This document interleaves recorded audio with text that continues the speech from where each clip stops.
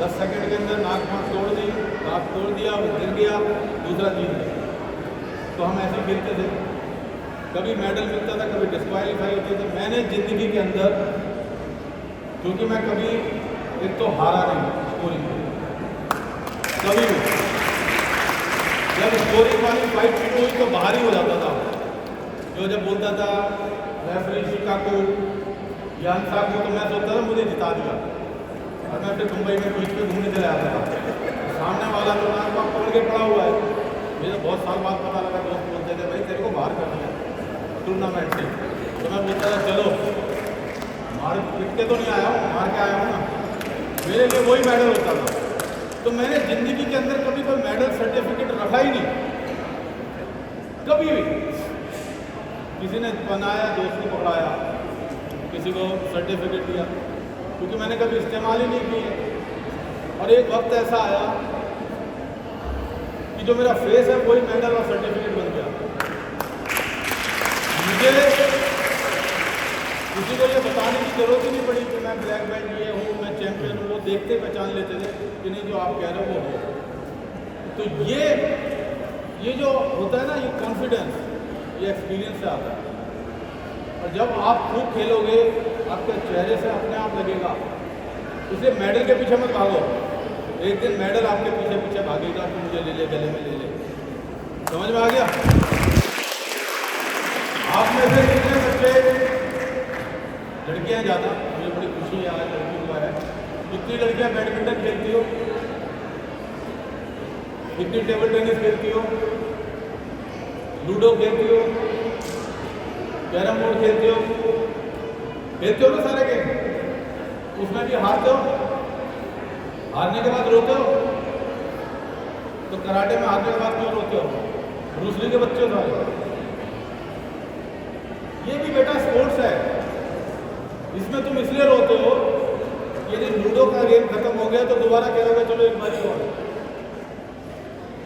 तो तुम्हारे दिमाग में स्पोर्ट्समैन स्पिरिट रहती है, चलो एक गेम और खेलते हैं।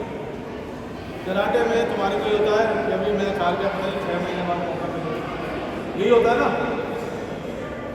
जब तुम ज़्यादा खेलने लगोगे तो तुम्हारे अंदर से हारने का दुख और जीतने की खुशी खत्म हो जाएगी।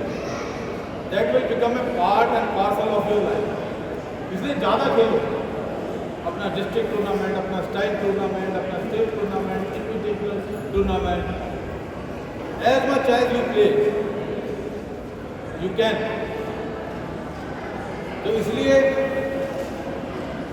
ज़्यादा खेलना सबसे ज़्यादा इम्पोर्टेंट होता है कराटे में। The more you play, the more possibility you will have of winning medal.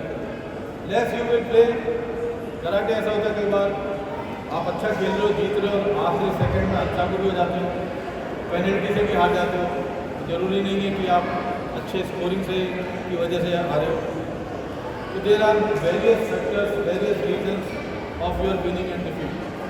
तो कभी भी हंसते हुए जाओ और हंसते हुए आओ बताने के अंदर, समझ गए?